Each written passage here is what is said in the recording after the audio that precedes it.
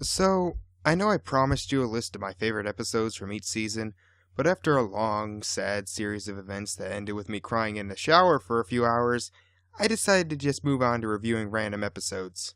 If you do want to know my favorites for each season, then please click the links below to check them out on my DeviantArt page. Anyway, what episode am I going to be reviewing first? Oh, I bet it'll be something good like Hurricane Fluttershy or Flight to the Finish or...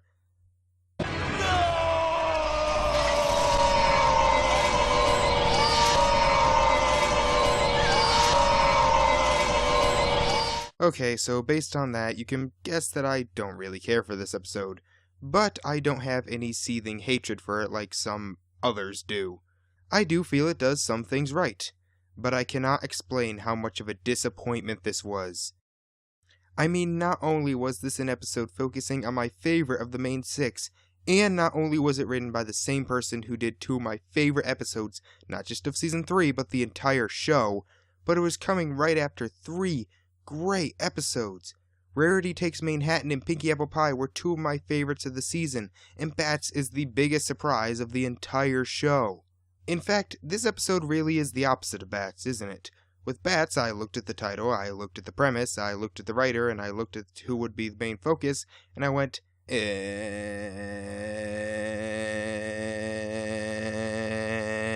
it actually turned out to be pretty good. I looked at the title, premise, writer, and main focus of Rainbow Falls, and I went, oh! And it sucked. I guess this just goes to show that life hates you and everything you love is a lie. But anyway, I wasted enough of your time. Let's talk about it and find out how it could have been very easily fixed. Now for these reviews, I will be judging the episodes in 3 categories. Writing, where I look at stuff like story and characters. Production, where I look at stuff like animation, directing, music, and voice acting. And finally, enjoyment, where I look at stuff like humor, action, or stuff that I just find interesting. So let's start off with the writing. I won't really be going over the plot for these older episodes, since I'm sure most of you have seen them and this will already be long enough. The entire episode literally falls apart before the theme song even starts. First things first, I bet you're tired of hearing this, but why, of all the Pegasi in Ponyville, do you choose these two? Fluttershy, who not only has massive stage fright but can barely break a 2 on the rating scale, and Bulk Biceps, who apparently can't fly without getting winded. Sorry we couldn't fly with you on the aerial relay, but the air sprinters needed us too. Too bad we can only compete in one event. But rules are rules. Really? All those Pegasi from Hurricane Fluttershy, and you can't find 2? Alright, I'm willing to buy this, but you've pretty much used up all my suspension of disbelief, so please, don't do anything else that might be considered questionable. Wait a minute! Since when does Bulk Biceps have trouble flying? He's a freaking Wonderbolt cadet! Okay, I've come to accept his name as Bulk Biceps, even though that's stupid, but this, I just can't believe. This episode clearly wants to be like a sequel to Wonderbolt's Academy, and yet it goes against something that was clearly established in that episode. No headcanon can excuse this. It literally just goes against all logic, all continuity, all... You know what? Let's just forget it and move on to the next thing. Why is he an idiot? Speed for Rainbow Dash! Rainbow Dash actually starts with an R. Never mind! Yes, he didn't have much of an established personality besides just being strong. You could have made him anything besides a bad flyer, and it would have worked. And you go for moron? Yeah, way to go against a stereotype show that's loved for going against stereotypes. Why don't we just rename the show My Little Pony? Strong guys are dumb, blonde girls are bitches, and black people like fried chicken. Okay, forget it. Let's just move past the opening and on to my next problem. The exposition dumps. That's Rainbow Dash! She's an awesome flyer! I heard that she's flying the last third of the relay, which means every pony else is gonna have to be way ahead to beat her. Oh, the Wonderbolt! I hear they're flying for Cloudsdale. Then Cloudsdale will definitely qualify. They're the best flyers ever. Okay, I'll be straight. This isn't my least favorite episode of the show, but it is the only one where I felt like I was being treated like a 5-year-old. We knew that Rainbow was an awesome flyer. We would know that Rainbow was going to be third in the race when you show us later, and you don't need background ponies telling us this information. Hey, isn't that Twilight Sparkle? Why, yes it is. I heard she started out as a unicorn that made friends with 5 other ponies and then found the elements of harmony to defeat Nightmare Moon. The elements, of course, are honesty, loyalty, kindness, laughter. Anyway, on to my next complaint. The Wonderbolts. Or, more specifically, Spitfire.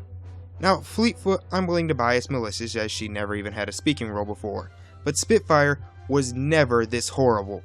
Yeah, she was a bit stern in Wonderbolt's Academy, but never enough to betray one of her friends or steal someone else's team member. But those complaints are nothing compared to my biggest problem, the main 6, or at least most of them. All of them are flanderized. I guess Twilight was okay, but she came across as too perfect. Pinkie, the party pony, is loud and abrasive. Fluttershy is so nice that she actually wants to make sure her teammate is ready to give the horseshoe before she takes it. Rarity is concerned about nothing except for fashion, and yeah, let's talk about that for a second. Now, I know nothing about fashion, but even I know that those are just tablecloths that you threw some glitter and jewels on. But the worst has to be Applejack. If this was the only episode you watched, you would assume the only thing she cared about was apples. Apples will give you energy to win the race. I need to find some way to launch these fritters into the air. These apple fritters will cure anything that ails you. Apples are Celestia's greatest gift to all of Equestria, and you should worship these amazing fruits and all its seedlings. I should know. I'm Apple Jesus. Besides all that, the episode is mostly just predictable. So is there anything I like? Of course. One thing is Rainbow. Some say she never would have given up on her friends, but with how freaking pathetic Fluttershy and Biceps were, I'm willing to buy it. I also really like Soren. He never made much of an impression on me before this episode, but here he seemed like a little puppy who you just wanted to hug. You sure have nice friends. No pony's been by to visit me. Oh, you are so freaking precious. Pinkie Pie's a cheerleader. Even if she does do a lot of screaming, that's probably the smartest decision ever made on this whole show. And the moral was pretty good. About what I was expecting. And I think there was one more thing. What was it? What was that other thing that I really liked? We just wanted to let you know that we're so sorry you're hurt, but you shouldn't worry a bit about not being able to be in the tryouts. We'll be alright. We even have a replacement. Derpy! Derpy, derpy, derpy, derpy, derpy, derpy. It's Derpy! Man, that is awesome. I can't even remember why I was angry. Cross our hearts! Oh yeah. Well, despite that, I got a huge glee moment when I saw her the first time, and now let's see how the episode works from a production value point of view. This episode is gorgeous. The design of Rainbow Falls, the amount of stuff going on in the background, the colors, the designs of extras, everything was beautiful. Shame that all that effort on the animation went to an episode like this. Now, some complain that it uses the same background music from Wonderbolt's Academy, but since this episode is acting like a sequel to that one, I don't mind that much. What I do mind is the piss poor pacing. Half the episode is way too fast and the other half is way too slow, and most of the slow parts are focused on the humor, thus killing the jokes. Last, we'll talk about the voice acting. I can't deny it. I love to win. But if I ever gotta choose between winning and being loyal to my friends, I'm always gonna choose my friends. Cause as much as I love winning, I love them way more. I don't know if that was the fault of Belle or the directors, but it came off so sarcastic and self-indulgent, like she's saying, I'm awesome, but if I have to choose between winning and my friends, I will always pick my friends because I'm awesome. Other than that, most of the voice acting was fine, I guess, although Andrea Libman did create an adorable list for Fleetfoot. So next, enjoyment. This episode was boring. The jokes fell flat most of the time due to either bad direction or just being terrible ideas. The plot was predictable and, like I said before, the pacing is absolutely terrible. It did have a few laughs and I was actually in suspense on whether Rainbow would make it in time at the end, but for the most part this episode was just dull.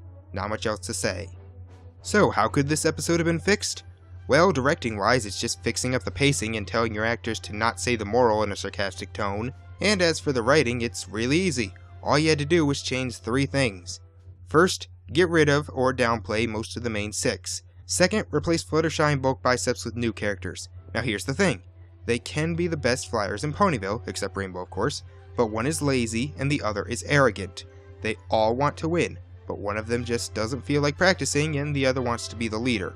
This will be the reason Rainbow has such a hard time choosing between the two instead of just going with the obvious choice. And 3. Replace the Wonderbolts, or make it so Spitfire doesn't know that Soren was okay and Rainbow is conflicted about which team to be on. It may have a few contrivances, I'll admit, but at least she won't be out of character. And that's it! Sure, the plot will still be predictable and the humor will need tweaking, but this will fix most of the problems the episode had. So for my final ratings, I give the writing a 3, production a 5, and enjoyment a 4. I don't know if Corey Powell was stressed because she had to write a key episode and set up for the Equestria Games, or if she just wanted to get back at Polsky for making a mediocre episode that had to be tied to her great one. But to be fair, she doesn't deserve all the blame. I mean, Megan McCarthy was the story editor. Couldn't she have just said, yeah, Corey, can we talk for a minute about how your script is literally the worst thing ever? Anyway, that's all I got. Thank you all for watching, and I will see you next time.